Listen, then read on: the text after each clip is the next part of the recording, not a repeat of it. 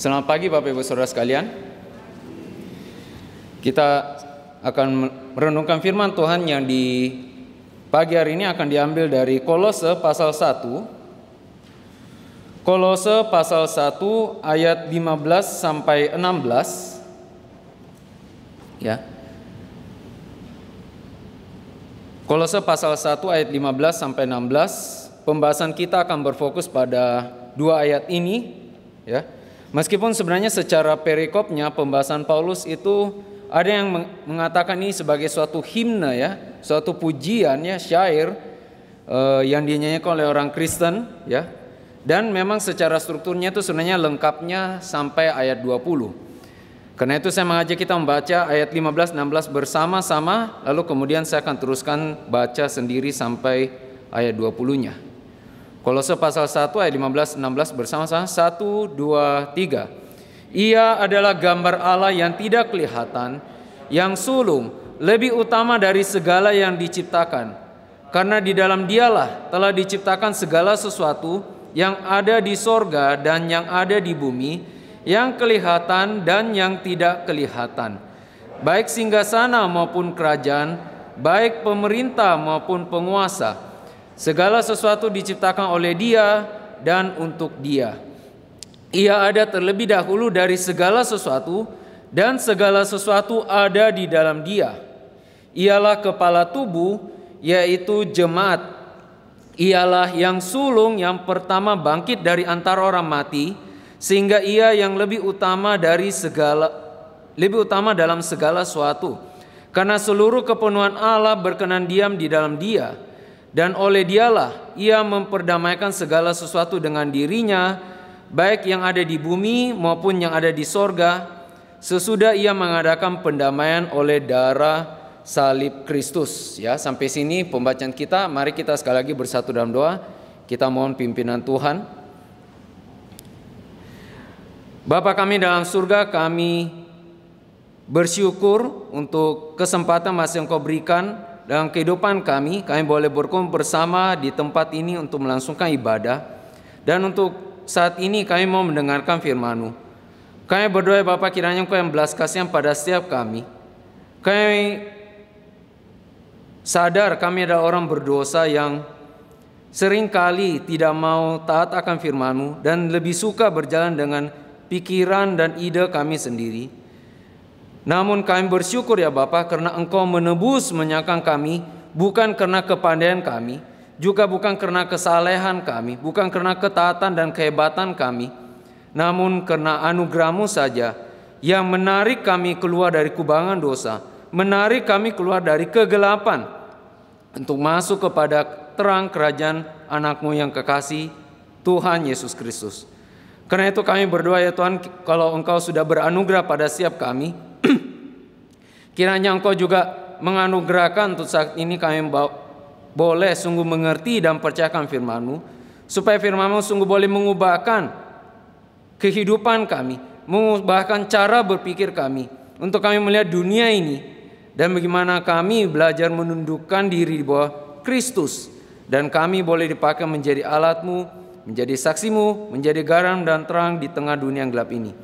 Pimpin saya kami Bapa, kiranya Roh Kudus yang mengurapi hamba-Mu dan juga yang akan memimpin setiap kami untuk boleh bertumbuh dalam kebenaran-Mu. Belas kasihanlah ya Tuhan, belas kasihanlah pada kami, supaya sungguh iman kami boleh ditumbuhkan melalui pemberitaan firman pada pagi hari ini. Demi Putra-Mu yang tunggal Tuhan Yesus Kristus kami berdoa. Amin. Di dalam bagian ini kita menemukan ada suatu kalimat yang menarik, ya, yaitu dimulai dari ayat 15 dikatakan Ia, yaitu Kristus, adalah gambar Allah yang tidak kelihatan, ya.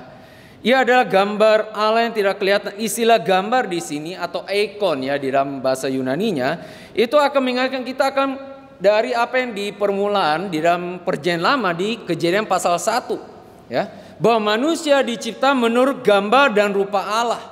Nah, di bagian ini istilah gambar itu ya sama di situ, ya, muncul di sini, sehingga di dalam sepintas ini kita bisa seperti menafsir, ya. Ada yang bagian ini orang bisa lihat tuh, sepertinya dia itu juga adalah ciptaan.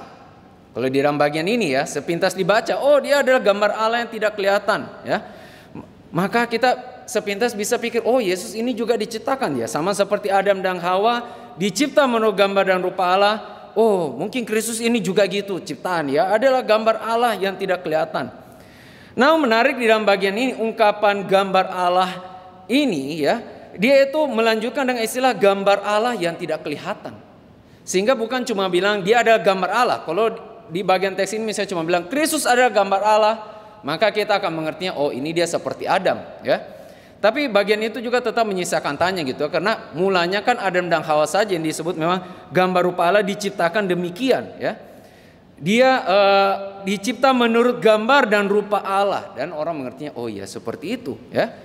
Tapi kalau muncul lagi Kristus ini kan orang mengertinya loh, kalau memang dia cuma ciptaan, kok disebut lagi seperti ini di belakangan? Bisa nangkap ya? Karena apakah ini Allah ciptakan ulang ya, atau ciptaan lebih sebelumnya mungkin atau apa gitu ya? Ada di dalam bagian itu ya. Tapi kalau kita melihat lebih teliti, dia pakai suatu istilah yang unik itu ya. Bukan dibilang Kristus ia diciptakan menurut gambar Allah, misalnya gitu. Kalau dia pakai terminologi itu, maka kita bisa selesai, oh ya memang Kristus ini diciptakan. Tapi dikatakan ia adalah gambar Allah yang tidak kelihatan, sehingga sebagai ada nuansanya ya, gambar itu kan sesuatu yang bisa kelihatan gitu ya. Ya iyalah namanya gambar ya. Kalau saya bilang gambar kan ya itu kita bisa membayangkan atau kita bisa mengerti itu sebagai sesuatu yang kelihatan ya. Tapi kemudian dia adalah gambar Allah yang tidak kelihatan ya. Berarti Kristus ini adalah yang menyatakan Allah itu sendiri. Allah yang dimaksud ini sendiri tentu adalah Allah Bapa yang tidak kelihatan itu ya. Sehingga kita bisa lihat pengertiannya ini, oh kalau begini berarti dia itu bukan sekedar ciptaan biasa gitu ya. Kalau mau dibilang, kalau orang menganggap dia adalah ciptaan ya. Lebih lanjut lagi adalah dikatakan ia adalah gambar Allah itu sendiri, sehingga ini juga tidak, ternyata teksnya tidak mengatakan dia itu diciptakan ya. Kembali lagi ya, kalau teks ini ya, kenapa saya agak jelimet sini ya, karena ada orang-orang bagian aliran yang lain gitu ya, seperti Saksi Yehova, dan memang ada beberapa bidat-bidat yang lain yang pakai ayat ini untuk mengatakan oh Kristus itu ciptaan ya. Makanya kembali lagi ya, dan saya tidak mau sekedar pokoknya ngomong oh salah gitu ya, selesai gitu. Tapi kita masuk ke pergumulannya, kenapa teksnya itu sendiri. Dan kalau kita lihat ya memang sepintas kelihatan seperti itu. Tapi menarik ya, dikatakan ia adalah gambar Allah yang tidak kelihatan itu. Jadi ia adalah gambar itu sendiri ya. Bukan diciptakan menurut gambar Allah. Nah, sehingga ketika kita melihat dalam bagian ini, penggambarannya itu bukan seperti oh Allah pernah ciptakan Adam, lalu entah ada satu waktu kapan gimana Allah ciptakan juga Kristus gitu ya. Tapi ia adalah gambar Allah karena tidak dikatakan diciptakan, sehingga berarti ketika Adam diciptakan menurut gambar rupa Allah. Nah itu sendiri teksnya gitu kan. Baiklah kita menciptakan manusia menurut gambar dan rupa kita. Nah gambar rupanya itu ya Allah. Dan gambar rupa yang dimaksud ternyata di dalam bagian ini ya, itu adalah Kristus. Nah sehingga bagian ini menarik ya. Kalau kita renungkan sini, ini bukan Paulus tidak sedang mengargumentasikan bahwa Yesus itu dicipta ya. Sebenarnya sangat umum ya. Kita temukan banyak sekali teks bagian lain jelas dia adalah Allah gitu ya. Paulus tidak pernah mengajarkan Yesus itu ciptaan dan seterusnya gitu ya. Tapi teks ini ya berbicara apa? Yaitu dia mau masuk ke dalam teologi penciptaan itu sendiri yang lebih mendalam gitu ya. Karena kembali lagi dia pakai hint ya dengan ungkapan kata yang kalau bilang relevannya dan kita ingat itu seperti di dalam kisah penciptaan. Ia adalah gambar Allah, berarti apa? Ketika Adam dan Hawa diciptakan ya, dan semua kita manusia yang diciptakan itu menurut gambar Kristus. Bisa angkat sini ya. Karena Kristus adalah gambar Allah itu sendiri.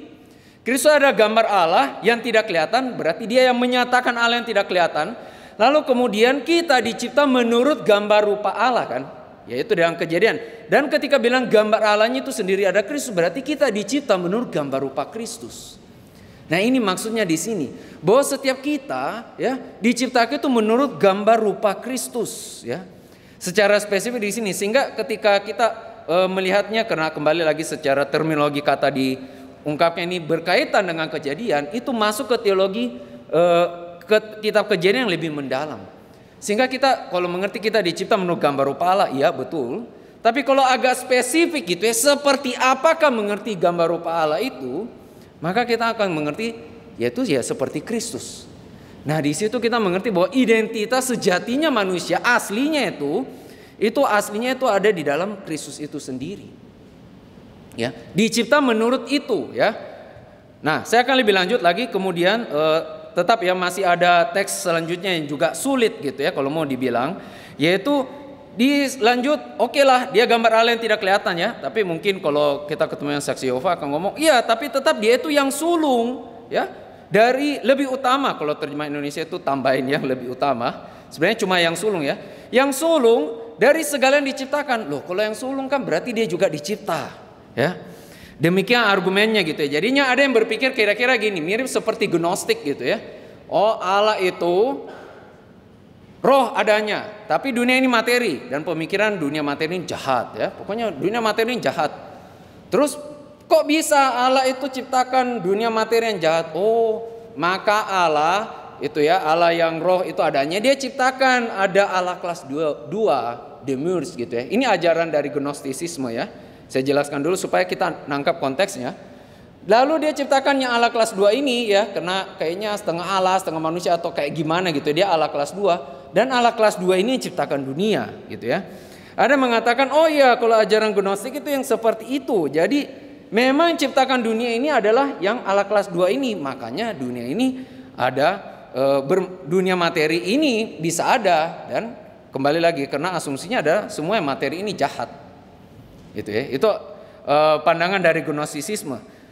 Lalu orang lihat oh sepintas oh berarti seolah-olah Paulus ini juga ngomong itu Gnostik gitu ya. Tapi kalau kita lihat tidak demikian pemahaman Paulus. Yang jelas ya latar belakang pemikiran Paulus itu bukan Gnostik, tapi lebih ke Yahudi ya, lebih ke Perjanjian Lama. Dan kalau kita temukan bagian ini ya bukan seperti itu pemikirannya ya. Pertama-tama kembali lagi yang saya bilang itu ya, asumsi Gnostisisme bahwa dunia materi ini jahat. Ya, jadi bilang oh tubuh ini penjara jiwa. Bagaimana supaya saya rohaninya bertumbuh? Rohani saya makanya harus keluar. Ya, roh saya harus keluar gitu ya, dan kelak paling umumnya akhirnya kemudian ketika kita mati roh kita lepas dari tubuh. Berakhirlah penderitaan. Karena bikin menderita tubuh, gitu ya. Roh ini yang harus keluar karena roh ini baik dan seterusnya. Tapi kalau kita kembali pada Alkitab ya, pada permulaan semua penciptaan dikatakan semuanya baik adanya. Ya. Jadi itu kembali lagi kontra dengan pandangan Gnostik gitu ya. Kalau Gnostik dari awal ya bilang pokoknya materi ini jahat. Apa aja keinginan daging itu apa ya?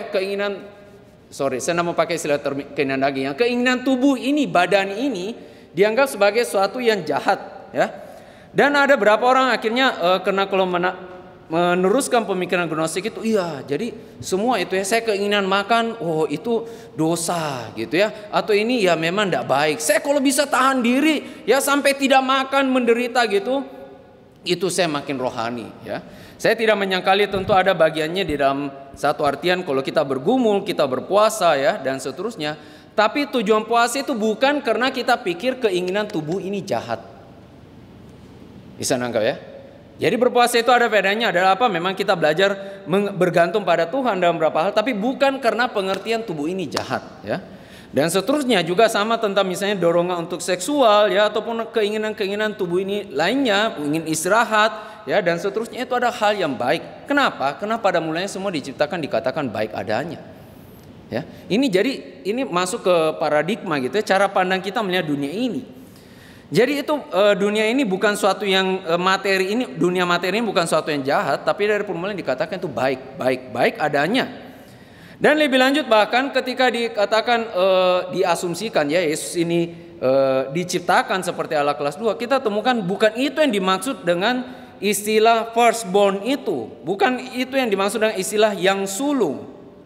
Kenapa? Karena ternyata istilah yang sulung itu juga muncul dalam Perjanjian Lama dan dikenakan kepada orang yang bukan sulung. Ya. Kita bisa lihat dari Keluaran pasal 4 ayat 22. Keluaran 4 pasal 22. Keluaran pasal 4 ayat 22.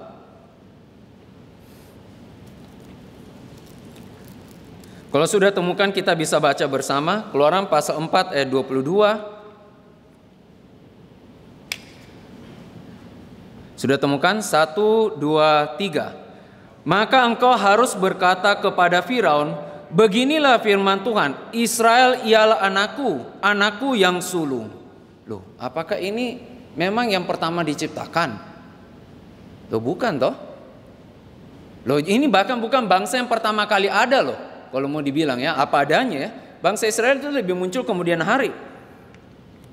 Ya, kalau bisa dibilang itu mungkin sejak eranya itu Abraham. Ya kan? Abraham dan keturunannya Abraham, Ishak, Yakub, ya itu baru jadi Israel. Jadi dia juga bukan bangsa yang pertama. Ya, kalau setidaknya kalau kita mau tarik dari Abraham, sebelum dia ya sudah ada bangsa Mesopotamia gitu ya. Sudah ada bangsa Ur Kasdim tempat asalnya. Jadi dia bukan yang sulung, tapi kenapa dipakai istilah yang sulung ini? Ya.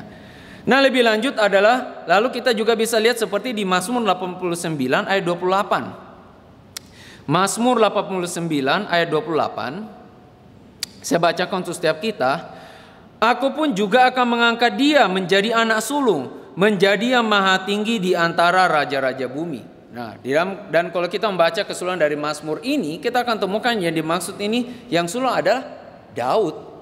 Ya, kalau lihat kitab bahasa Indonesia ya, dia ada kasih title itu kesetiaan Tuhan kepada Daud gitu ya. Jadi ini ada ungkapan Daud menjadi anak sulung. Loh, padahal jelas-jelas loh dalam silsilahnya dalam keluarganya Daud dia bukan anak sulung. Iya kan? Kalau kita tahu ya kisahnya ketika Nabi Samuel itu diperintahkan Tuhan untuk mengurapi anak dari Isai, dia pergi ke sana, lalu Isai panggil mulai dari anak pertama, anak kedua dan seterusnya ya. Itu satu-satu dipanggil dan ternyata Tuhan tolak mereka. Tuhan tolak mereka.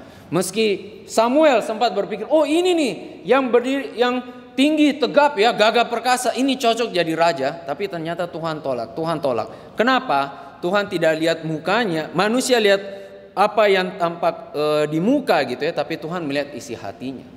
Nah, dari satu persatu ditolak, dari anak pertama, kedua, ketiga, keempat, seterusnya gitu ya, sampai terakhir sampai saya itu pikir loh kok ini ditolak semua ya.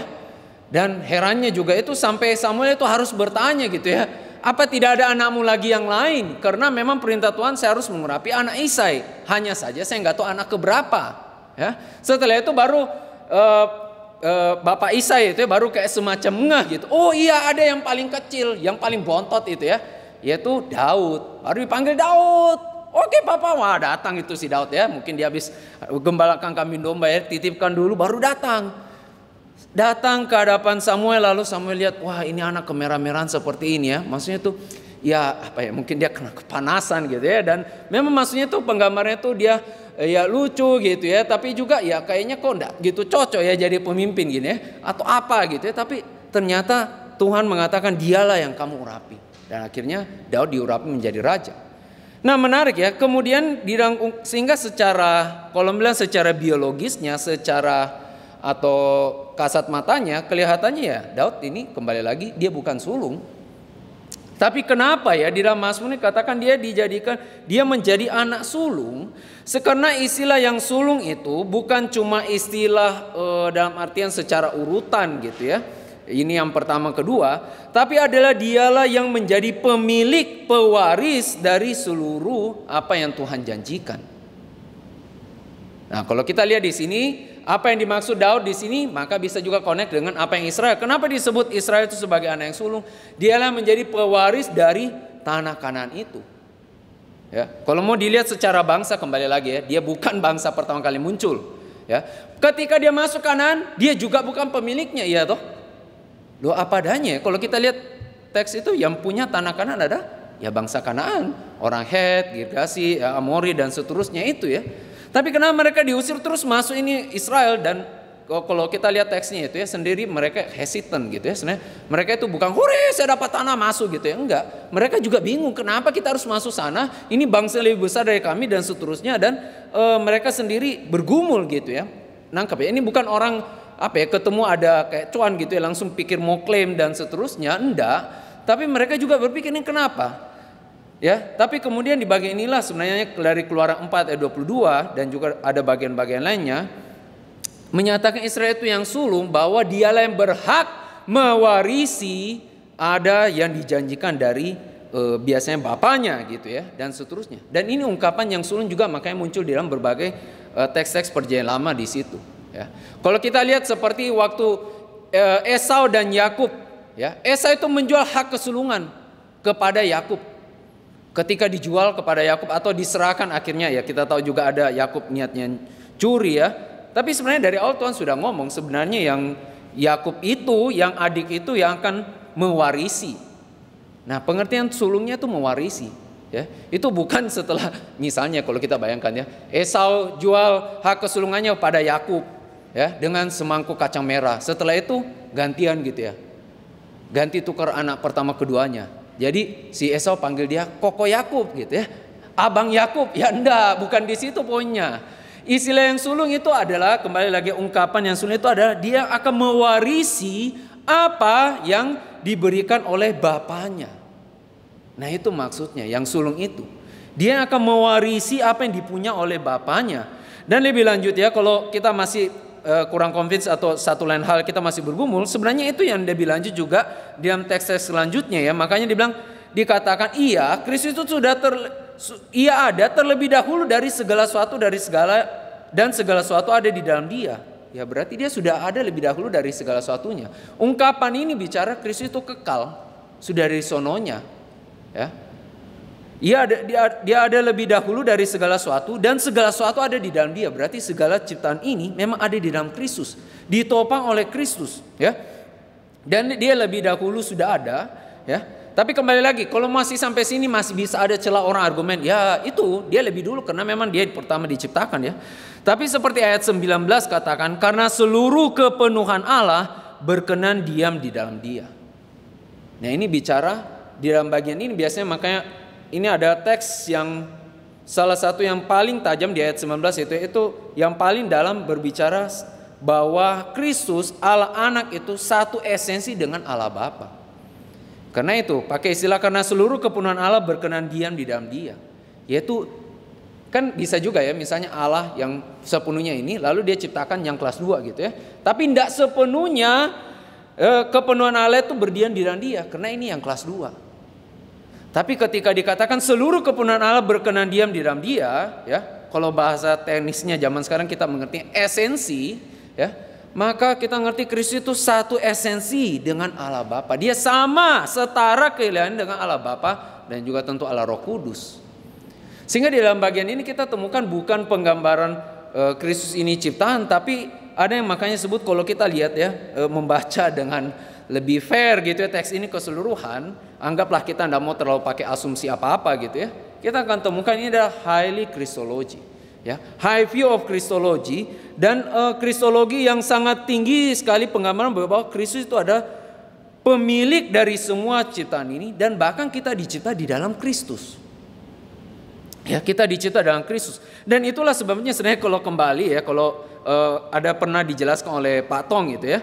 Dia bilang istilah yang dipakai Kristus itu ada prototokos, firstborn ya. Itu bukan pakai protos. Protos itu bahasa Yunani itu pertama. Ya, protos itu pertama ya. Jadi misalnya kalau saya ciptain ya, yang pertama, batch pertama ini ya. Oh ya, kadang-kadang kalau kita yang di pabrik itu kan batch pertama. Nah ini ya batch pertama, ini protos pertama. Protos ya, yang pertama ya. Tapi kemudian ini pakai istilah prototokos itu adalah firstborn, dia adalah yang sulung, berarti dia pewaris semuanya. Dan terlebih dalam adalah berarti kita dicipta menurut gambar dia. Ini yang aslinya gambar Allah itu ya. Sehingga di dalam bagian ini kalau kita mau renungkan setidaknya sampai sini adalah yang Paulus mau gambarkan adalah apa? Ketika kita tahu kita dicipta menurut gambar rupa Allah, dan kita ada keturunan adalah Hawa ya, makanya kita juga dicipta menurut gambar dan rupa Allah. Tapi bagaimanakah kita mengerti sih menjadi manusia itu sendiri?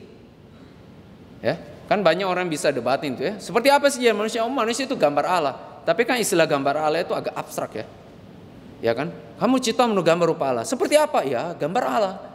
Mirip seperti Allah, ya mirip tapi juga beda gitu ya, dan seterusnya. Tapi bagian ini mau argumenkan adalah kalau kamu mau mengerti seperti apa menjadi manusia yang dicipta menurut gambar rupa Allah, lihatlah Kristus.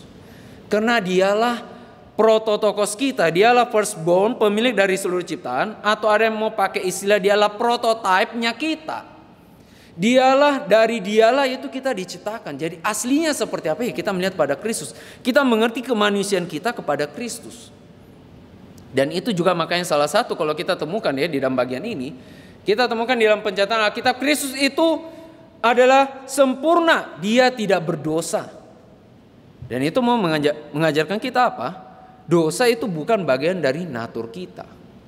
Ini meski basic ya, tapi saya sering kali berapa kali juga temukan orang tidak tentu ngerti ini ya. Ada ungkapan itu dalam pepatah itu, ada orang bilang itu ya, to err is human gitu ya. Untuk error, bikin kesalahan itu manusiawi ya. Ya iyalah, siapa manusia yang tidak pernah salah? Loh, tapi kalau kita kembali di sini, memang banyak dan semua manusia pernah salah, tapi bukan kesalahan itu bagian dari natur kita. Bisa nangkap ini ya? Itu sama seperti kalau misalnya saya sedotan ini saya bengkokkan, patahkan sini ya, terus saya patahin banyak-banyak ini sedotan, hanya karena memang mayoritas semua sedotan ini bengkok ya atau bahkan patah, bukan berarti aslinya itu dibuat patah. Sehingga di bagian sini kita mengerti bahwa kita ketika kita makanya mengerti kita di dalam Kristus, diciptakan di dalam Kristus dan seterusnya, ini bicara natur kita itu bukan untuk memang berdosa terus. Mulanya tidak demikian, dimulai diciptakan baik adanya. Dan ada gambaran yang realnya itu ketika kita lihat dalam apa yang Kristus nyatakan, khususnya dalam ketika dia berinkarnasi, dia menjalani kehidupannya dan tanpa dosa.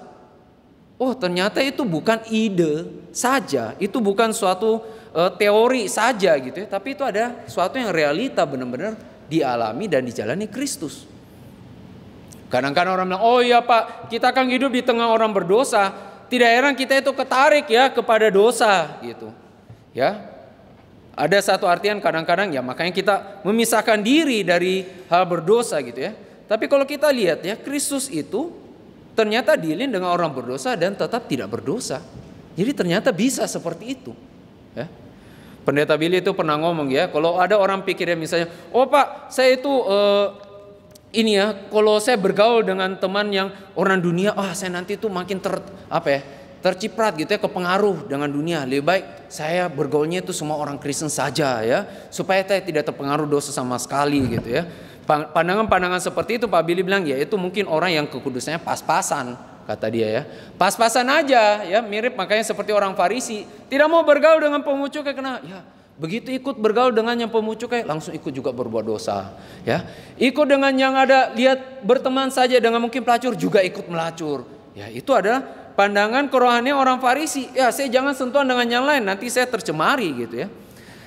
Itu berarti Pak Billy bilang gitu ya, itu mungkin orang yang kerohaniannya gitu ya, itu memang masih pas-pasan seperti itu. Saya tidak sangkali kadang-kadang mungkin kalau kita ya masih remaja, mungkin masih muda ada perlu seperti itu. Tapi kita ingat itu doesn't work. Ya. Dalam kehidupan tidak bisa seperti itu. Masa tiap kita belanja ke restoran tanya, ini ibu yang goreng ini Kristen enggak? Enggak. Wah jangan-jangan apa ini ya? Tahu ya kadang-kadang orang masa itu dibaca-bacain gitu ya, dijampi-jampi gitu ya. Ini bukan ciprat aja ya, nanti bisa COVID gitu ya. Atau apa gitu ya. Wah. Oh kalau gitu saya cari aja semua tokonya yang Kristen aja. Ya kenyataannya tidak bisa seperti itu. Dan memang kita tidak dipanggil seperti itu. Tapi Pak susah, gimana ya, bagaimana bersentuhan dengan tetap luar ya, apa adanya bersentuhan dengan aneka macam orang dan lingkungan, tapi kita tetap bisa menjaga kekudusan kita. Ya lihatlah Kristus, karena itu yang dilakukan Kristus. Bagaimana Kristus bersentuhan dengan orang yang real, bahkan sampai kalau saya bilang ya itu meski bukan untuk kita coba semua gitu ya, tapi ada Kristus itu bersentuhan dengan ya, ada dia berbicara juga dengan orang pelacur ya, orang pemungut cukai, orang-orang berdosa lainnya, tapi dia sendiri tidak berbuat dosa. Sehingga kita lihat itu possible, itu bukan sesuatu yang impossible. Karena kembali lagi, dosa bukan bagian dari natur kita ya. Dan apalagi dalam bagian ini, ketika merenungkan bagian itu, saya ingat apa yang pernah dikatakan seorang Puritan ya. Sebenarnya ada dua hal yang paling sulit dikotbahkan dalam kalau dikotbahkan di atas mimbar itu. Dua hal yang paling sulit dikotbahkan. Yaitu yang pertama apa? Yaitu mengkhotbahkan kepada orang berdosa, kepada orang yang belum lahir baru, bahwa kamu masih berada di kuasa dosa. Oh, ini sulit sekali.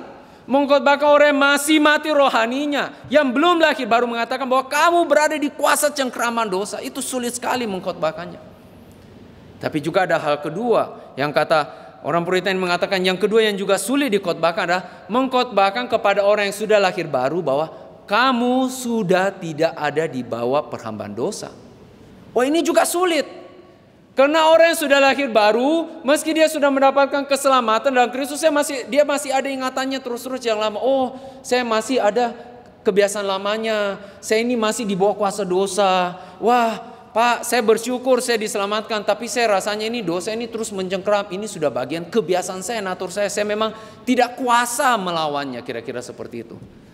Tapi yaitu yang Puritan katakan, enggak, kita sudah tidak di bawah kuasa dosa.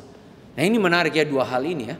Yaitu bagi orang yang, bagaimana kita mengkhotbahkan bagi orang yang belum lahir baru bahwa dia itu masih di bawah cengkraman dosa, itu berat sekali. Karena banyak orang yang belum lahir baru pikir, ya buat apa saya perlu Kristus, saya cukup baik. Itu paling umum ya. Saya cukup baik, saya bisa selamat dengan saya sendiri, saya cukup saleh, saya bisa dengan kekuatan saya menyalahkan diri saya sendiri. Ya, dia tidak ngomong kasar gitu. Oh, Yesus saya tidak berguna, enggak. Tapi itu ngomong saya cukup, gitu ya. Kadang-kadang dalam kehidupan ini saya juga tidak ngerti ya, sisa-sisa ini juga masih ada dalam kehidupan orang percaya gitu ya. Misalnya rasa, oh ini Pak, saya ada dalam pergumulan. Kalau gitu saya nantilah untuk terlibat dalam pelayanan gitu. Oh iya saya ini tidak layak ya. Kita ini tidak layak dalam pelayanan. Saya masih ada dalam pergumulan, Pak, pergumulan keluarga. Kadang-kadang misalnya gitu ya. Saya bergumulan keluarga. Nanti Pak, saya kalau beres baru saya melayani Tuhan. Itu seolah-olah bilang, oh tunggu kamu bisa beres dengan kekuatan kamu sendiri. Kenyataannya enggak. Kita membutuhkan firman. Yaitu satu ya, kita membutuhkan dari ibadah. Dan sebenarnya memang Tuhan tidak tunggu kita beres baru datang ibadah pada Dia, baru datang melayani Dia. Dan memang ada kalanya, apalagi kalau bicara pelayanan ya, kita dibersihkan, dimurnikan melalui proses pelayanan itu juga. Nah, itu kita harus bisa melihat seperti itu. Bisa nangkep ya. Karena kadang-kadang orang pikir gini, saya tunggu beres baru saya melayani ya. Saya tidak sangkali ada bagiannya itu Alkitab juga mengatakan jangan juga orang baru bertobat langsung percayakan pelayanan. Dan khususnya teks Timotius itu bicara menjadi hamba Tuhan ya, menjadi pelayan mimbar dan seterusnya. Ya, uji dulu iya. Tapi orang sudah bertobat, sudah percaya Kristus, sudah mendengar firman berapa lama gitu ya. Ya dia sudah mulai bertumbuh firman, ya bisa dilibatkan mulai pelayanan-pelayanan sederhana ya. Dan selanjutnya juga kita jangan tunggu seperti seolah-olah kita ini bisa mampu beres bersih sekali gitu ya. Dan apalagi kalau kita pikir beres dengan kekuatan kita sendiri tanpa melalui sarana-sarana anugerah yang Tuhan sediakan, melalui ibadah, melalui pemberitaan firman, melalui doa, melalui pelayanan sakramen dan seterusnya. Karena kita disucikan melalui itu juga ya. Tapi kembali lagi ya, juga ada bagian kadang-kadang orang sudah lahir baru tapi masih berpikir, oh ya itu Pak, saya ini masih terus di cengkraman dosa. Kadang-kadang itu bagiannya memang kita yang harus buang dalam pikiran kita ya. Saya pernah berikan ilustrasi ini di berapa tahun lalu ya. Itu ada yang pernah cerita ilustrasi gini. Kalau kamu lihat ada seekor gajah ya, gajah di sirkus gitu ya. Wih, gajah itu besar sekali, wah bisa akrobat ya, jalan berdiri di atas bola gitu, akrobatis segala macam, wih hebat sekali ya, bisa mengaung, bisa menarikkan belalainya, bisa lakukan ini atraksi segala macam. Nah, lalu orang bilang itu, gajah itu hebat ya, gagah perkasa. Tapi kemudian menarik ya, setelah selesai pertunjukan segala macam, maka pemiliknya itu akan tarik gajahnya itu, tarik dia, lalu dekat ke ada satu titik ya. Lalu rantai yang di lehernya itu diikatkan ke dalam satu patok, lalu dipetok, tok, tok, tok. Nah, sudah gajahnya diam situ. Loh, kalau kita lihat kan, aduh, itu cuma patok batok kayu. Ini gajah loh. Gajah itu berapa kilo itu? Gajah ini gagah perkasa, kuatnya kayak apa? Patok kayu ini, ya gunanya apa sih? Dia segini aja kecabut gitu ya. Tapi menarik ya, ada orang mengatakan, kalau kita lihat memang seperti itu ya. Tapi sebenarnya gajah itu di sirkus biasanya pertunjukan sirkus itu bukan membeli gajah dari udah gede, dia beli dari kecil. Nah, beli dari kecil dan dari kecil gajah ini dilatih ya, akrobat gini apa segala macam. Lalu sampai satu titik dia juga dirantai ya, tarik ke ada satu titik itu, lalu pakai batok kayu itu, tok tok tok. Dan gajah kecil ini bisa cabut nggak? Ya nggak bisa. Dia sudah tarik, waduh nggak bisa gitu ya. Tarik murun nggak bisa ya. Oh mungkin besok coba lagi besoknya tarik nggak bisa. Oh mungkin minggu depan ya. Tok, tarik, aduh enggak bisa. Oh mungkin bulan depan. Tarik lagi enggak bisa. Ya sudah deh. Akhirnya sampai ya bulan depan, 2 bulan depan, ya setahun, tetap dia rasa pokoknya sudah kalau tok, sudahlah. Bocah itu memang apa ya, kalau mau bahasa orang populernya itu kryptonite saya gitu. Itu memang budak kelemahan saya, sudah tok itu, saya enggak bisa cabut sudah. Ya. Bahkan sampai sudah bertahun-tahun dia udah segede bagong gini. Waduh, kalau di tok sudah, saya enggak bisa cabut. Kenapa? Saya masih memang kelemahan saya situ sudah. Tapi berapa banyak kita sadar kalau kita memang sudah diciptakan yang baru. Kita ini identitas baru itu sudah di dalam Kristus. Iya, memang kita jatuh dalam dosa, ya. Tapi kemudian kita ditebus oleh Kristus dan diatas kepada Kristus. Bagaimana Kristus penggambaran manusia itu, dan bagaimana kita bisa menang atas kuasa dosa, bukan karena secara alamiahnya kita bisa, tapi apalagi kita sudah dilahirbarukan dengan kuasa kebangkitan dan kemenangan Kristus, kita dimampukan menang atas dosa itu. Iya, dosa yang kemarin, bukan cuma kemarin Pak, dari tahun lalu saya sudah mau coba tarik, enggak bisa. Coba lagi. Kenapa? Karena dalam proses pertumbuhan kita juga dalam kerohanian, Tuhan akan mampukan kita untuk mencabut kelemahan-kelemahan itu. Dan tujuannya itu bukan untuk kita bebas gitu ya, sembarangan gitu ya, wah liar gitu, bukan. Tapi ada kita ngerti, inilah kuasa penebusan itu. Penebusan itu bukan hanya berarti untuk kita diselamatkan lalu saya tidak usah ngapa-ngapain. Tapi kemudian di dalam penebusan kita memang dibenarkan sepenuhnya oleh karena iman di dalam Kristus. Bukan karena ketaatan kita, bukan karena kesempurnaan kesalehan kita. Tapi kemudian karena apa yang Kristus lakukan itulah yang menjadi dasar keselamatan kita. Dan kalau kita ngerti status kita sekarang yang baru ada di dalam Kristus, maka kita diberikan kemenangan dan kekuatan untuk mengalahkan godaan-godaan si jahat itu. Ya. Dan saya bicara ini spesifik ya, tiap-tiap kita itu punya ada kelemahan masing-masing gitu ya. Saya lihat dalam kehidupan bertemu berbagai macam orang juga dalam pelayanan ya. Baik di sini, di Jogja maupun tempat-tempat lain. Kadang-kadang gitu ya, ada kelemahan itu ya kalau kita lihat ya. Ada satu kelemahan gitu ya. Kadang-kadang kalau kita lihat orang lain punya kelemahan itu ya, kita pikir itu gampang sekali. Gampang sekali dirubah gitu ya. Misalnya gitu ya, dia itu kalau dia makan gitu ya, sudah kerjanya makan, sudah selesai makan gitu ya, kayaknya harus minum bir gitu ya, kayaknya harus mabuk-mabuk dulu, kayaknya baru puas gitu ya. Dia ini pergumulannya di situ. Gampang sekali untuk bagaimana berhenti mabuk-mabuk. Udah, nggak usah beli bir. Simpel ya, orang pikir kan gitu. Ya nggak sih? Kalau kita nggak ada jatuh situ ya, simpel bagaimana lepas dari bir? Ya nggak usah minum bir. Gimana lepas dari rokok? Ya nggak usah beli rokoknya, simpel. Ya, itu kalau memang kita tidak pernah jatuh ke sana, itu kita lihat ya semudah balik telapak tangan saja. Tapi ada bagi orang-orang yang memang sudah diikat sana, dia memang sudah pernah jatuh dan dosa itu lama, dia akan rubahnya itu sulit sekali. Pergumulan itu, itu Pak, bukan bilang berhenti beli birnya itu. Terus rasanya kau itu pengen minum dan seterusnya itu loh. Nah itu pergumulan. Tapi kalau kita lihat ya di dalam bagian ini mengatakan, percaya nggak kita bahwa kalau memang kita ditebus oleh darah Kristus, maka kita juga sudah diberikan kemampuan untuk melepaskan hal itu. Lepas dari hal itu. Ya. Dan ini sebenarnya dalam kehidupan seperti itu. Ya. Saya pikir menarik ya. Kadang-kadang ada orang bertanya itu berapologetika gitu ya. Bagaimana sih kita lihat, apakah Tuhan itu sungguh ada ya dan seterusnya gitu ya. Pernah ada seorang apologet bernama John Lennox itu ya ditanya gitu ya. Dia juga memberikan banyak jawaban tentunya. Bagaimana argumentasi tentang Allah itu ada ya. Tapi dia bilang ya sebenarnya dalam kehidupan ini kita temukan juga banyak sih. Ya ada orang-orang itu bilang dia itu dulu kecanduan narkoba. Lalu dia bisa lepas. Kenapa? Karena dia bilang dia bertemu dengan Kristus. Ada orang ini hidupnya itu dalam kegelapan. Dia bisa lepas karena dia bilang dia itu sudah bertemu dengan Kristus. Dia percaya pada Kristus. Dan sebenarnya kisah-kisah ini umum ditemukan dalam kehidupan orang Kristen. Ya. Itu argumentasi secara moral mungkin ya, tapi kita lihat ya memang ada seperti itu. Dan kita lihat ya memang Tuhan itu ada gitu ya. Dan ini orang kok bisa merubah gini ya? Mungkin kalau kita cek ya, misalnya orang pecandu narkoba gitu ya. Wah ini secara kimia masih ada nih kimia ini. Wah dia ini masih akan bergumul terus dengan hal itu. Beda dari orang biasa. Tapi kok kita lihat dia bisa ada ketenangan. Ya dia bisa ada kekuatan, tabah menjalani. Ya tidak konsumsi lagi narkoba itu dan seterusnya.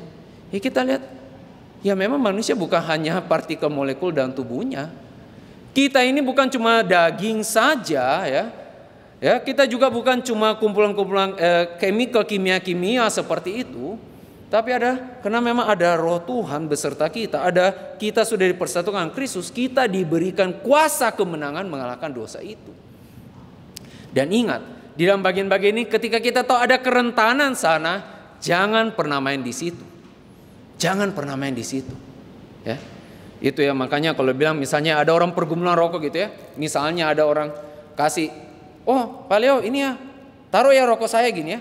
Ya saya lihat misalnya ini rokoknya taruh gini ya begini aja. Tidak rasa apa-apa saya pikir ini apa ya. Ini batang apa sih? Aduh baunya kok gitu ya gitu ya. Paling gitu. Tahu sih ada orang suka nus-nus ya. Oh gitu ya. Tapi ya saya tidak merasa pergumulan apa-apa. Kenapa? Saya tidak ada pergumulan situ. Tapi orang yang sudah pernah jatuh di situ ya. Dia pasti akan ini bergumul. Ya lepas. Dari awal ya jangan beli. Jangan dikasih juga.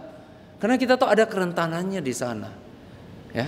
Dan terutama kita tahu adalah ketika orang masing-masing kita bergumul dengan kelemahan kita masing-masing itu kita ingat Kristus sudah menang atas itu dan kuasa kemenangan itu diberikan juga kepada kita. Karena Dialah yang sulung itu, ya.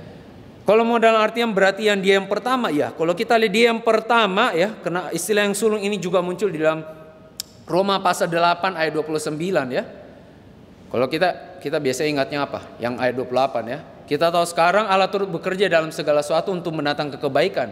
Yaitu bagi setiap mereka yang dikasih, yang dipanggil Allah suruh dengan rencananya. Di ayat 29 apa? Untuk kita menjadi serupa dengan Kristus. Supaya ia yang sulung itu juga muncul. Jadi istilah sulung itu juga ada di situ. Istilah yang sulung adalah kita lihat bagaimana kemenangan Kristus itu ada kemenangan yang pertama. Dan kemudian akhirnya mewarisi semua. Dan kita semua yang menjadi pemilik Kristus, yang dimiliki Kristus, itu adalah juga untuk mewarisi kemenangannya itu. Dan memang itu yang diberikan pada kita. Ya. Tentu di dalam bagian ini tiap-tiap orang pergumulan tidak ada yang sempurna ya. Kita tidak masuk ke sana. Tapi bukan berarti tidak ada progresnya. Asal kita memang mau ya berdoa, bergumul betul-betul di hadapan Tuhan. Saya lepaskan ini. Kenapa? Bukan karena kekuatan saya, bukan karena kemampuan saya. Tapi karena saya tahu kuasa kebangkitan Kristus itu sudah nyata dalam kehidupan saya. Saya sudah bertemu Kristus secara pribadi.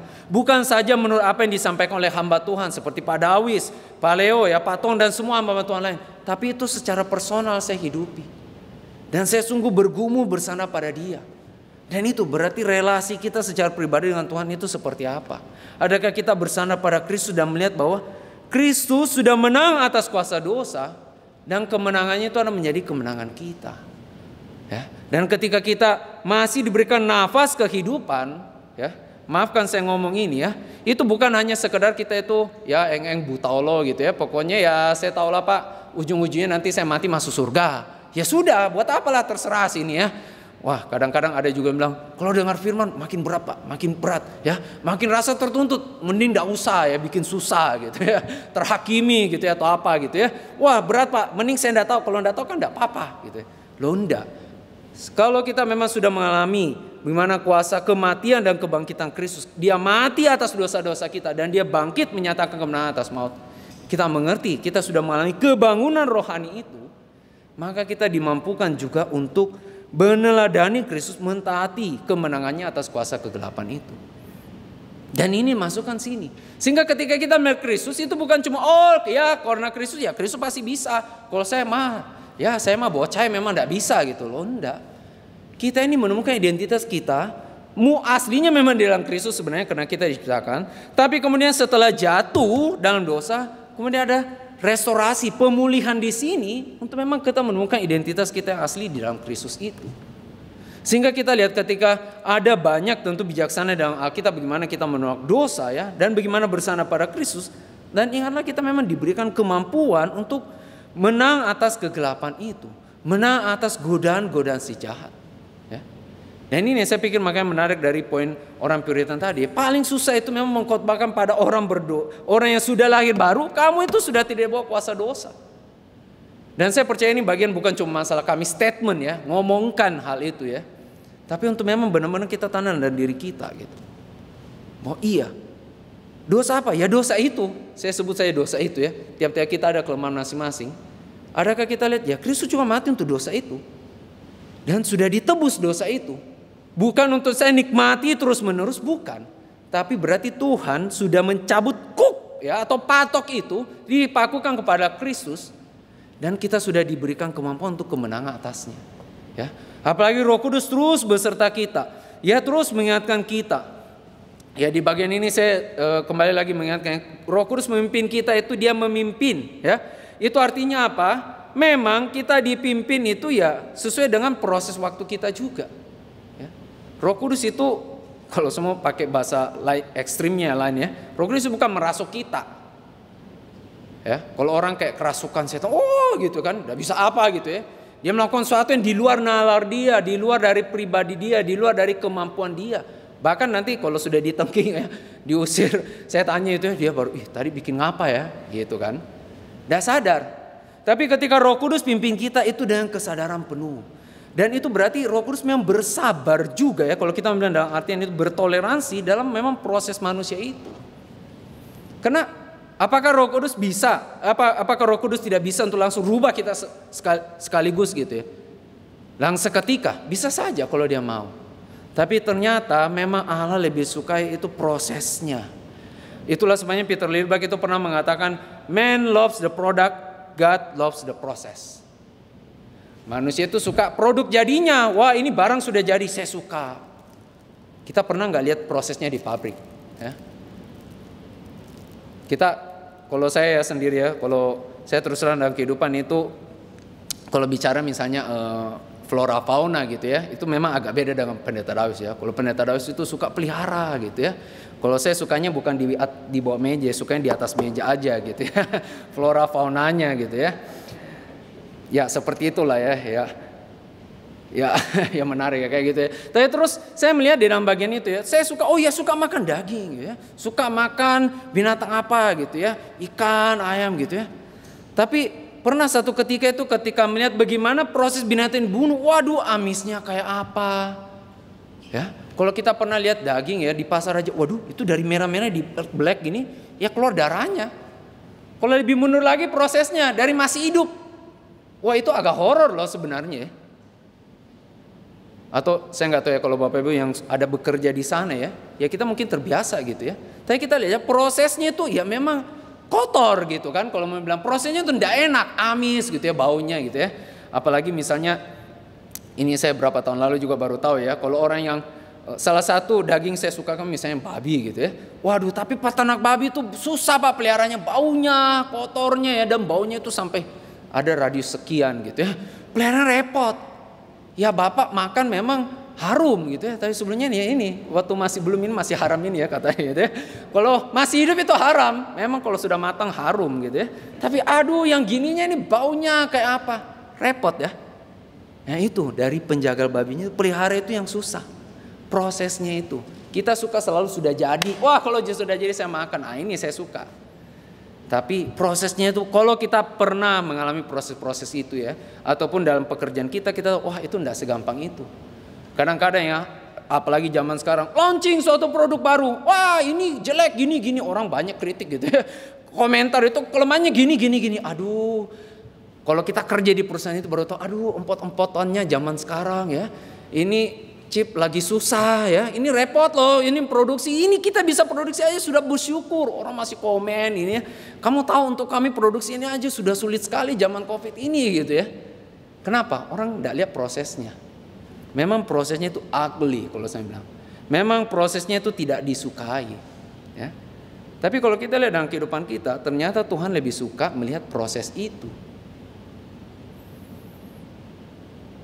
Tuhan ciptakan malaikat tidak jatuh, yang sudah sempurna, tapi kemudian memang ada sebagian jatuh. Lalu yang lain kan tetap itu. malaikat-malaikat pilihan ya. Biasanya dalam teologi reform mengertinya itu ada malaikat-malaikat pilihan, itu tidak jatuh loh. Malaikat yang pilihan itu tidak jatuh. Tapi kok manusia yang dipilih ini pernah jatuh? Lah iya, itulah keunikannya. Itu artinya memang kita diberikan ada suatu kesempatan kalau misalnya itu bergumul dengan dosa itu. Dealing dengan evil itu sendiri. Dan lihatlah kalau kita mengerti itu sulit sekali.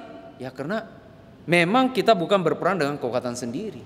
Tapi dengan bersandar Kristus. Kemenangan Kristus itu yang menjadi prototipenya kita, menjadi prototokosnya kita. Bagaimana kemenangan atas segala sesuatunya itu. Dan ini kita, itu identitas kita. Setiap kali kita ngerti apa artinya saya menjadi Kristen. Ya saya Kristus kecil. Istilah Kristen itu kan Kristus kecil. Ya saya berarti meneladani Kristus, makin serupa Kristus. Ya, kembali lagi ada aspek di dalam justification itu kita bersandar pada Kristus. Dia Tuhan kita dan kita menerima keselamatan sepenuhnya karena apa yang Kristus lakukan. Tapi kemudian dalam aspek sanctification, pengudusan, kita itu meneladani Kristus. Bukan hanya lihat Kristus jadi penonton gitu. Tapi bagaimana kita mengerti identitas kita yang baru di dalam Kristus. Dan ada kuasa kemenangan Kristus atas dosa itu yang diberikan pada setiap orang percaya. Setiap kita ya, dan makanya di dalam bagian ini kadang-kadang ya kalau orang juga tanya, Pak dari mana saya tahu umat pilihan atau enggak? Ya, kadang-kadang ada yang tanya, jangan-jangan cuma GR gitu ya. Ya, jangan-jangan itu loh Pak, seperti di Matius 7 itu, bukan semua orang yang berseru padaku Tuhan akan masuk dalam kerajaan surga, melainkan dia melakukan kehendak Bapakku dan seterusnya. Kadang-kadang ada bagian-bagian itu mengerikan gitu ya. Dan kadang-kadang kita bisa ragu gitu ya, saya ini umat pilihan atau enggak gitu ya. Ya. Sederhana gitu ya, kalau kita ada ketakutannya di situ dan kita belajar, oh saya memang tidak layak, tapi kemudian karena Kristus saya melayakkan kita, ya udah itu tandanya kita selamat. Karena orang yang tidak lahir baru tidak pernah bergumul itu juga. Dan lebih lanjut ya, kadang-kadang sebenarnya itu bukan bergumul di justification ini. Saya ini sungguh percaya, saya sungguh genuine percaya atau enggak. Ya jalanin aja kehidupan ini. Akan menunjukkan tanda-tanda kehidupan atau tidak. Akan menunjukkan tanda-tanda kehidupan yang baru di dalam Kristus atau tidak. Itu aja. Ya. Dan kadang-kadang memang proses. Ya. Kalau saya kembali ilustrasi gajah itu ya. Ya memang sempat tidak bisa cabut. Tapi sebenarnya ya bisa cabut. Dan apalagi kita mengerti itu bukan cabut dengan kekuatan kita sendiri. Tapi Kristus. Ya, dan kemenangan Kristus itu menjadi kemenangan kita. Dan itulah sebenarnya kita disebut lebih dari pemenang. Dan kemudian penyertaan Roh Kudus mampukan kita mencabut kelemahan-kelemahan itu. Dan itu kita lihat, itu yang kita mengerti kalau kita mengerti Kristus sebagai yang sulung, lebih utama dari segala yang diciptakan itu, ya. Dan di dalam Dialah telah diciptakan segala sesuatunya yang ada di sorga, yang ada di bumi, yang kelihatan tidak kelihatan, baik singgasana, kerajaan, baik pemerintah, penguasa, segala sesuatu diciptakan oleh Dia dan untuk Dia. Ya, saya mungkin masih akan bahas ini dalam di berikutnya. Tapi di dalam bagian ini ya, di dalam setidaknya satu poin ini, saya mau mengajarkan satu poin ini tanpa masuk ke semua detailnya. Di bagian ini kita ngerti bahwa semua alam semesta ini adalah ciptaan. Ya, mungkin zaman sekarang kita mungkin pikir, ya saya juga tahu Pak, ya. Tapi kalau kita lihat ya di dalam teks ini, ketika dicetuskan bagian ini bagi orang-orang pagan ya, bagi orang-orang yang non Yahudi, ini ada suatu surprise. Ada suatu kejutan dan kontra dengan worldview pandangan mereka. Karena latar belakang orang-orang zaman itu ya, kita sebut saja orang Yunani atau orang non Yahudi ya, itu adalah politeism. Politeis yang mana melihat ya di mana-mana itu ada banyak dewanya. Wah Pak, gunung itu Pak angker ya. Kalau kita dekat rasanya, wih gimana gitu ya, itu ada penunggunya Pak ya. Wah Pak, itu Pak, rumah itu lama dibiarin kosong, ada penunggunya, ya. Penunggunya siapa? Ya ada banyak tikus-tikusnya ya, atau apa gitu ya. Saya juga heran ya dalam saya kesempatan pelayanan itu ada berapa kali temukan gitu ya, orang saya tinggal di suatu tempat pastori atau apa gitu ya, orang bilang, wih berani tinggal situ Pak, itu ada penunggunya. Saya juga bingung ya, oh penunggunya jagain ya, sebelum saya masuk gitu ya. Saya masuk pergi dia cari rumah baru gitu ya. Saya heran juga berkali-kali gitu dan ya biasa aja gitu ya. Ya, kalau kadang-kadang kalau saya dulu itu ya di Bintaro itu ya kadang-kadang kok rasa menggigil itu marahin aja itu. Saya lagi persiapan tahu nggak ya, ganggu aja gitu ya. Mau diusir aja yang begituan itu ya. Tapi kita ngerti adalah sebenarnya ketika masuk, dan kadang-kadang itu memang ada bersisa dalam kehidupan kita ya. Oh, masih ada tempat ini angker ya, ada dewa gunung, ada dewa pohon, seterusnya gitu ya. Ada dewanya masing-masing ya. Tapi kalau kita melihat di dalam bagian ini, kekristenan mengatakan ada semua ini cuma ciptaan. Iya, memang ada setan, memang ada malaikat yang jatuh, itu mulai diciptakan baik ya, tapi kemudian dia jatuh. Iya, memang setan bisa memakai juga fenomena alam, bikin apa kayak pohon bergoyang-goyang ya, atau apa gitu ya, guci goyang-goyang, saya nggak tahu ya kenapa gitu ya. Bisa saja seperti itu, tapi bukan in itself, pada gucinya itu ada sesuatunya. Ya. Karena kita mengerti adalah semua ini ciptaan. Dan di bagian ini ketika kita mengerti seperti ini ya, ini sebenarnya worldview Kristen menjadi kontra dan menjadi suatu berbeda dengan pandang orang umumnya. Kadang-kadang ya akhirnya kalau kita lihat itu, akhirnya kenapa itu gunung meletus? Ya bukan dewa marah. Makanya bukan untuk kamu datang ke sana, oh kasih sesajen Pak Dewa gunung mau apa ya, beras merah, beras kuning ya, beras putih ya, beras apa gitu ya, beras hitam gitu, aneka macam, mau dikasih yang mana gitu, bukan. Tapi kita ngerti itu cuma fenomena ciptaan alam. Ya, di mana Kristus juga berdaulat atasnya. Dan kalau kita mengerti seperti tadi pertama yang saya makanya bahas itu ya, tentang kita diberikan kuasa kemenangan atas Kristus ya. Di dalam Kristus kita mendapatkan kuasa kemenangan atas dosa dan juga termasuk atas ciptaan ini yang memang dipulihkan kembali. Sehingga ketika kita lihat gunung meletus, ya tentu bukan juga kita datang situ tengking ya. Berhenti kamu lavanya gitu ya, bukan. Tapi itu ciptaan bisa ditaklukkan. Bagaimana ditaklukkannya? Ya, kita bisa pelajari. Tuh, ini simple ya, kita mungkin oh iya memang dipelajari Pak. Tapi itulah karena worldview Kristen itu sebenarnya menjadi cikal bakal munculnya modern science. Karena apa yang dulunya dilihat, wah tahayul, ya sederhana ya. Wah pokoknya ini angker Pak, ada nuansanya lain. Masa kamu pikir, oh ya angker ya, saya mau tahu gimana saya belek. Ya enggak boleh dong, orang sembah-sembah situ. Ya. Oh ini gunungnya meletus Pak, ini berarti murka dewanya ya. Terus kita ke sana ya, sampai ke lahannya terus tes gitu ya. Ya jangan dong, itu dewa gitu ya. Tapi dalam kekristenan karena kita mengerti bahwa itu tidak ada lagi tahayul-tahayul seperti itu, tidak ada lagi yang tabu ya menurut pandangan politeis. Karena ternyata semuanya itu sebagai ciptaan saja dan kita diperintahkan berkuasa atasnya, sehingga kita mengerti ya itu bisa dipelajari. Oh gunung itu meletus kenapa? Oh ada gesekan dari tanah ya, bumi, dan juga ada panas lahannya dan segala sesuatunya, bisa dipelajari. Nah itu memang jadi cikal bakal modern science. Ya, memang sangat disayangkan karena perkembangan kemudian hari di Barat itu akhirnya makin meninggalkan akar kekristenannya. Tapi banyak mengatakan sebenarnya kekristenan itu ya mulai menghilangkan pikiran-pikiran yang seperti itu.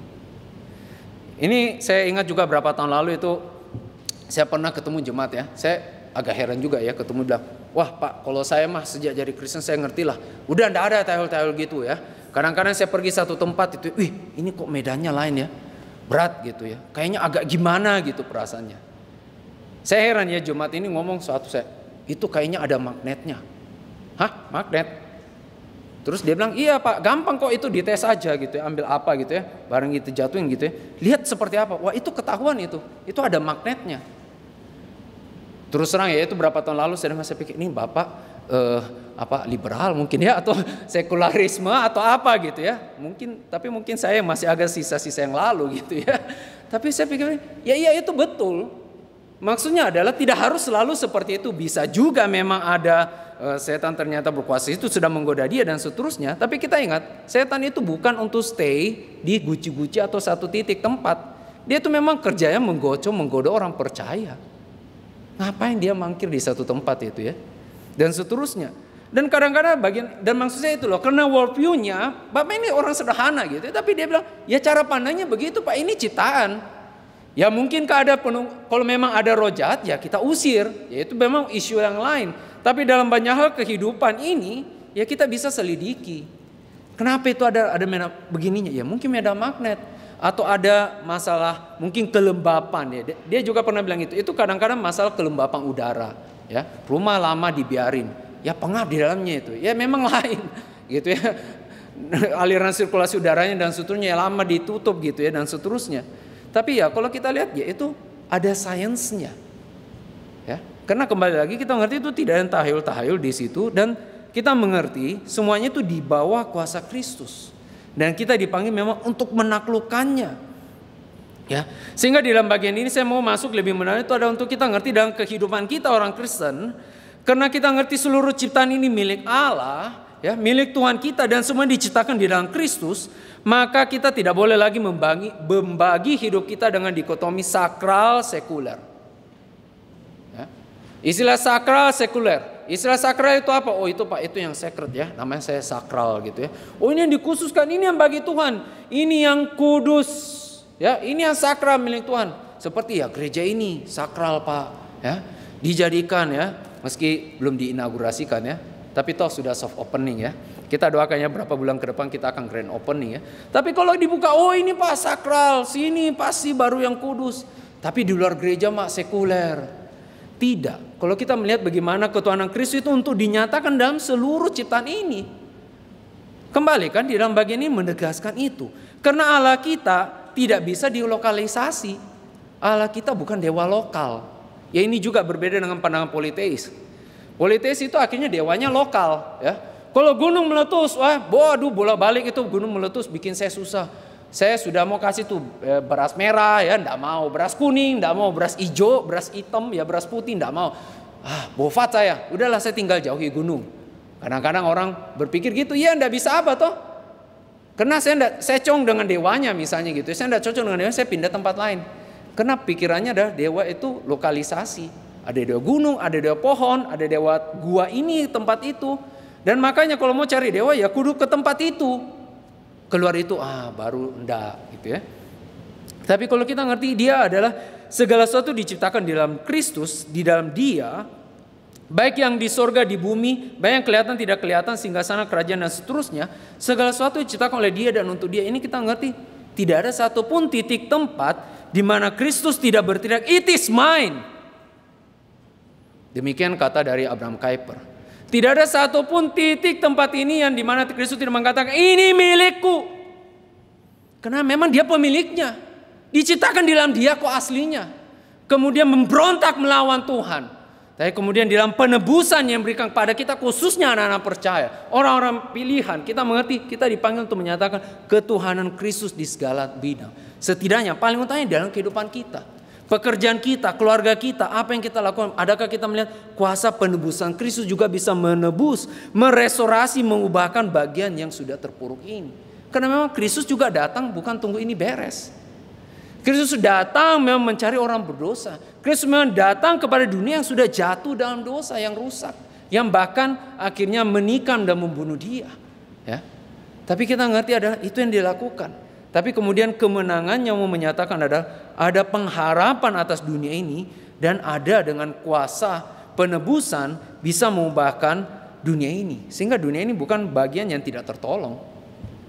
Kadang-kadang orang sudah pikir, waduh Pak, ini sudah hopeless lah Pak bagian ini. Wah di sinilah sarangnya setan gitu ya misalnya situ. Ada nggak kita lihat ya. Dan tentu bagian ini bukan kita simplistik gitu ya. Bergumul kita doakan bagaimana tempat itu juga dimenangkan bagi Tuhan. Atau setidaknya kalau dalam skop kehidupan kita, di dalam berbagai skop kehidupan kita, ada nggak kita melihat bagian-bagian mana kita tahu situ masih terus dipengaruhi dengan dosa. Ada nggak kita mendoakan minta Tuhan lepaskanlah, tolonglah saya dalam bagian ini supaya ini pun boleh mengalami kuasa penebusan Kristus. Bukan, maafkan ya, bukan hanya di dalam aspek religiositas kita. Bukan hanya dalam aspek religiositas kita, tapi dalam semua aspek kehidupan. Dalam keluarga, dalam pekerjaan, dalam banyak hal. Dalam relasi kita dengan satu sama lain, ya. Dalam juga bahkan termasuk relasi dengan orang yang bukan Kristen sekalipun, ya. Kita juga diminta untuk mengasihi musuh kita dan berdoa bagi orang yang menganiaya kita, ya. Ada bagian sana mengalami kuasa penebusan Kristus. Dan itu ada bagian panggilan kita orang Kristen menyatakan itu. Ini adalah panggilan kita mengerti bagaimana Kristus yang akan mampukan untuk menebus itu. Meski ini jalan dalam suatu proses. Tidak instan. Memang susah. Memang ugly kalau mau bilangnya. Memang jelek. Tapi Tuhan mau kita menjalani proses itu. Supaya bagaimana kemenangan Kristus itu dinyatakan. Kristus bertahta juga dalam bagian-bagian itu. Dan adakah kita menggumulkan menyerahkannya itu. Minta pertolongan Tuhan di sana. Karena kita mengerti Kristus bukan hanya Tuhan atas gedung gereja ini. Bukan hanya Kristus menjadi Tuhan di lokalisasi Abdul Muiz 57 ini. Tapi di semua tempat tinggal kita, dalam kehidupan kita. Dimanapun kita berada. Dan adakah kita mengalami kuasa penebusan Kristus di sana dan kita terus bergumul melihat bagaimana Tuhan mampukan kita. Bukan saja ketika di tempat ini, di gereja ini, tapi sampai dalam kehidupan kita sehari-hari. Bagaimana kita lihat Kristus tidak meninggalkan kita. Roh Kudus terus menyertai kita, menguduskan kita, membersihkan kita selapis demi selapisannya. Dan iya, dia bisa menebus di sana. Tidak menghilangkan sejarah kita, tidak menghilangkan identitas kita ya, asalnya gitu. Oh pernah apa ya misalnya ya, tapi bisa diubahkan ya. Itulah sebabnya di dalam bagian lain surat Paulus ya, orang yang mencuri jangan mencuri lagi, tapi baiklah dia bekerja supaya boleh memberi berkat bagi orang lain. Itu perombakan, itulah kuasa penebusan. Dulunya dia mencuri, artinya apa? Diambil dari milik orang lain ya. Ya, dia mencuri dari yang bukan hak dia. Dia mengambil secara tidak sah apa yang bukan milik dia. Tapi kemudian dia belajar apa? Bukan saja berhenti dari mencuri. Iya kan? Teks Paulus itu ngomong bukan yang mencuri, jangan mencuri lagi. Lalu apa? Ya udah diam-diam aja. Bukan. Jangan mencuri lagi tapi baiklah dia bekerja. Artinya apa? Kamu lakukan ada pekerjaannya aktif, yang sah, yang legal ya, hal yang positif di sana dan kamu bisa dipakai menjadi saluran berkat bagi orang lain. Itulah kuasa penebusan di sana. Kita lihat kita dimampukan ke sana dan terutama saya tidak bisa bayangkan, makanya di dalam bagian ini orang sudah backgroundnya pencuri. Mungkin orang balik-balik lihat, wah ini orang pencuri ya. Orang kalau zaman sekarang ya, orang bekas pernah mencuri itu sulit loh cari pekerjaan ya. Apa adanya ya saya ngomong ya. Sulit loh. Emang kita mau gitu ya. CV-nya apa Pak? Oh ini pernah membongkar Bank Indonesia. Wah luar biasa ini. Ini CV-nya bagus ini ya. Kalau Bank Mandiri boleh enggak gitu ya? Atau bank yang lain gitu ya? Ya enggak dong. Tapi kan kita lihat wah ini sulit ya. Tapi kalau kita lihat ya, dia dari background pencuri, identitas itu ada. Orang tahu historinya. Tapi juga lihat ini orang berubah. Mulai dipercayakan mungkin bekerja hal kecil. Dan saya rasa dalam beberapa hal kadang ya bekerja bersama dengan orang Kristen. Terus dilihat dalam perjalanan waktu, oh dia ternyata tidak mencuri lagi. Dan bahkan dari uang yang dia gaji dapatkan, bukan dulunya dia habiskan tiap kekayaannya itu untuk dia sendiri. Tapi sekarang dia boleh bagikan kepada orang-orang yang kekurangan. Boleh membagikan, memberikan persembahan kepada gereja. Itu yang baru kalau bilang pakai istilah itu yang halal gitu ya.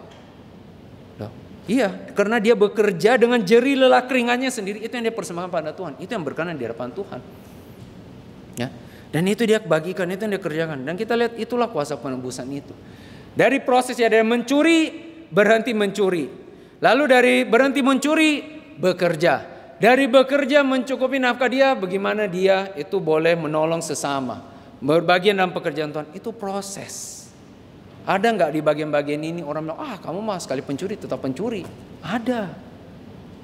Ada nggak tudingan, wah kamu mah berhenti, masa sih benar mencuri? Masa sih berhenti mencuri? Pasti malam-malam ini bikin yang lain gitu ya. Kamu curi apa gitu ya? Curi cryptocurrency atau apa gitu ya? Curi-curi bitcoin atau apa gitu ya? Mungkin apa gini ya? Oh enggak sudah berhenti. Ada bagian itu. Tapi bagaimana kita menjalani aja? Tudingan itu akan selalu ada di sekitar kita ya. Dan terutama dari si jahat akan terus tuding kita. Wah kamu mah sudah biasa di sini. Sudahlah percuma. Orang juga tahu kok satu kota ini kamu itu pencuri. Mending pindah kota lain gitu ya. Sudah pindah kota lain, kota ini juga tahu kamu itu background pencuri, dah habis-habis. Tapi kalau kita ngerti kembali ya, kita tidak bisa hilangkan background itu. Orang cap kita pencuri, ya sudah. Tapi yang kita bisa lakukan kita berhenti. Kenapa? Kita tahu kita bertobat di hadapan Tuhan. Dan kita ngerti kita bisa melakukan tindakan bukan saja negatifnya, tapi positifnya bertumbuh di dalam pekerjaan Tuhan, berbagian dalam kehidupan kita, dan itu menjadi kesaksian. Dan itu yang makanya kita lihat dalam kehidupan orang Kristen. Ketika kita menjadi saksi seperti itu. Ya itu banyak orang ya kadang-kadang ya. Mengerti iman Kristen itu juga ya dari situ sih. Ya.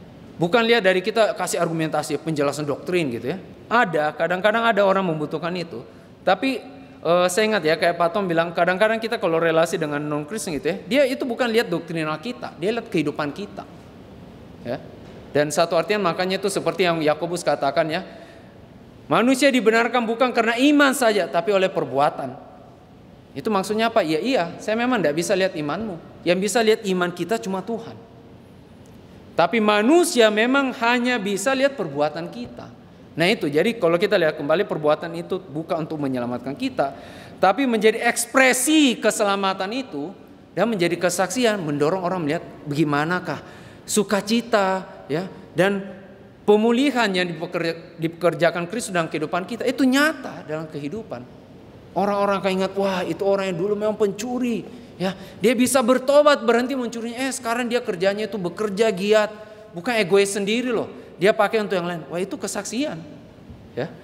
Mungkin ya, maaf ya dalam tanda petik ya, kalau kita kasih seperti biasa, orang rasa biasa saja, ya kan? Oh memang ini bukan pencuri, ya, beri persembahan itu umum. Tapi ini orang dulu yang pencuri, dia bisa bertobat sampai sekarang boleh memberikan persembahan semuanya. Itu ada kesaksian yang nyata dalam kehidupan. Dan kembali kita lihat, Tuhan mau kita bekerja di dalam bagian-bagian itu. Ada memang bagian karena Tuhan ingin juga menyatakan ketuhanan Kristus, ya. The Lordship of Christ dalam seluruh kehidupan kita. Dan ini harus kita nyatakan di dalam seluruh aspek kehidupan kita, ya. John Lennox itu pernah mengatakan, ketika kita ngomong, kita mengerti prinsipnya, ya, kita mengerti Allah. Biarlah kita mengerti Allah itu bukan hanya teori, tapi adalah pribadi. Kita perlu ingat, memang kita bisa berbicara banyak pengertian dan apa yang disampaikan dalam kebenaran firman ini, tatanannya itu, ya, kalau bilang itu teoritis, ya, bukan dalam artian negatif, teori cuma teori gitu, ya. Tapi ini bicara suatu ungkapan, tapi biarlah kita ngerti Allah itu bukan cuma teori, dia ada pribadi. Dan kita harus deal dengan dia secara pribadi juga, bukan hanya di tatanan teoritis. Bagaimana kita menggumulkan apa kebenaran firman yang kita dapatkan di dalam hari ini ataupun di dalam hari-hari lain ketika kita merenungkan firman-Nya. Biarlah kita ingat itu berbicara untuk kita secara pribadi dan kita bergumul pada Tuhan. Di dalam pemberitaan firman kita mengerti bahwa ini bukan hanya bicara suatu teori, ungkapan, ide-ide yang muluk-muluk, abstraksi. Tapi berbicara inilah yang Allah kerjakan dalam kehidupan kita. Dan inilah yang Allah nyatakan. Dan bagian ini adalah kita bergumul di hadapan Dia, ya.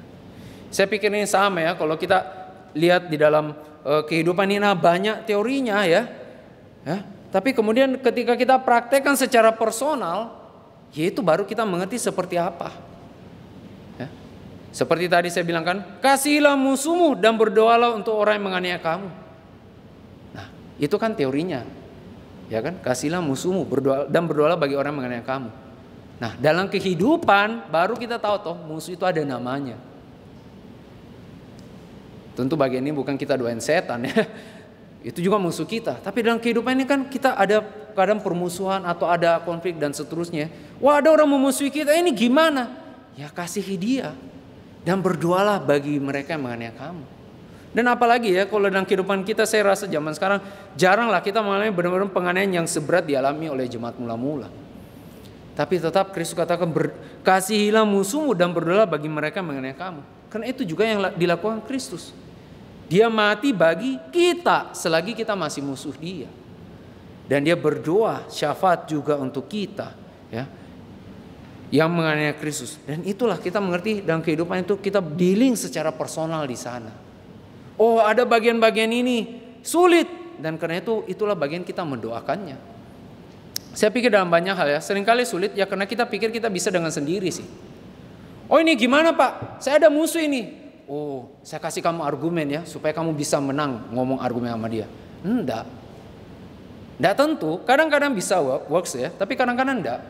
Oh, ini kamu konflik gini. Oh ya, dikasih ini, di ngomong-ngomongkan, ya. Kamu bisa berdamai, caranya ini kamu kasih dia ini dan itu. Enggak tentu bisa. Tapi ada enggak kita mendoakannya. Dan kita mengerti bagaimana kuasa penebusan Kristus dan pemulihan restorasi itu Kristus kerjakan dalam kehidupan kita.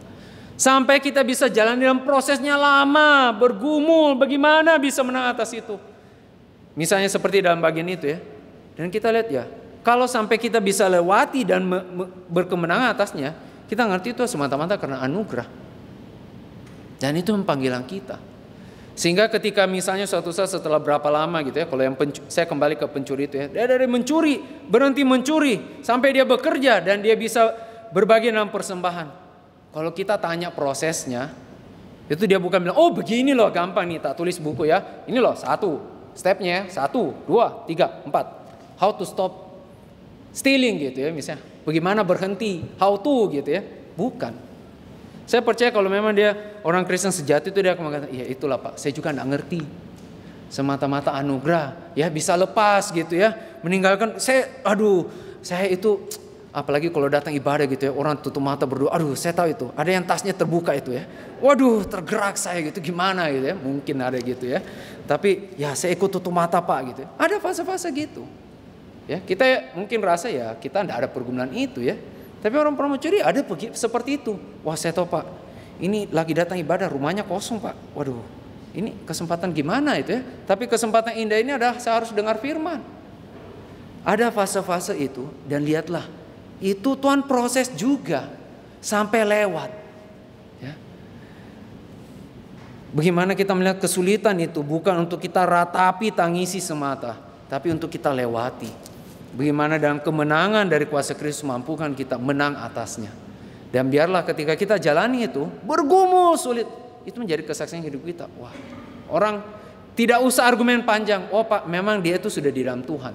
Nah itu kesaksian kehidupan kita ya. Saya tentu tidak bilang tidak ada gunanya untuk kita berdiskusi ya, juga berapologetika. Itu banyak fungsinya, banyak gunanya, ada bagiannya. Tapi paling umum orang lihat kehidupan kita dulu. Kamu lihat kehidupannya, oh ya, ini ada perubahan. Nanti orang tanya, kok kamu bisa gitu? Nah itu ya, kalau kita mengalami benar dengan kuasa Kristus, kita akan jawab, ini karena anugerahnya. Sehingga akhirnya kita menunjuk kepada apa yang di akhir Paulus katakan di ayat 16 itu. Karena segala sesuatu adalah oleh dia dan untuk dia. Kenapa berhenti melakukan dosa ini? Ya karena untuk Kristus. Dan oleh dia juga mampukan saya. Ya. Kalau dengan kemampuan teknologi mungkin bisa saja ya. Orang kalau pasang, mungkin tidak tahu ya. Ini pakai Neuralink pasang chip gitu ya. Dia sudah berhenti pikiran mencuri gitu ya. Atau berhenti pikiran buat dosa apa gitu ya. Bisa saja. Tapi akhirnya Tuhannya kan ya chip-chip itu. Mungkin gitu ya. Kalau suatu saat bisa dibuat seperti itu. Tapi kalau kita ngerti kuasa kemenangan Kristus itulah yang akhirnya mampukan kita menang.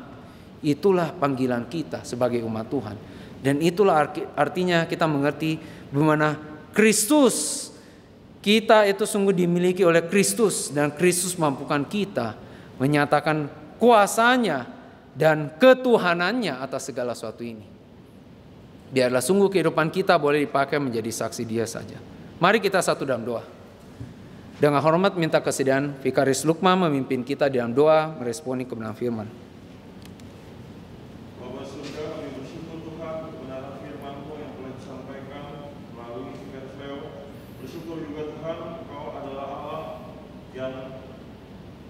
Paling tinggi yang layak untuk disembah, yang layak untuk diagungkan. Kiranya Engkau terus menolong kami Tuhan untuk menyatakan siapa Engkau di dalam setiap langkah kehidupan kami. Baik ketika kami terus bergumul melalui pergumulan dosa kami, dan juga terlebih lagi ketika kami secara positif, secara aktif untuk melakukan setiap hal yang Tuhan percayakan, baik di gereja Tuhan, di rumah, di keluarga kami masing-masing, di pekerjaan dimanapun kami berada. Biarlah supremasi Kristus itu nyata, sehingga setiap langkah kehidupan kami menyatakan Engkau dan memuliakan nama-Mu. Dalam nama Tuhan Yesus kami berdoa. Amin. Amin.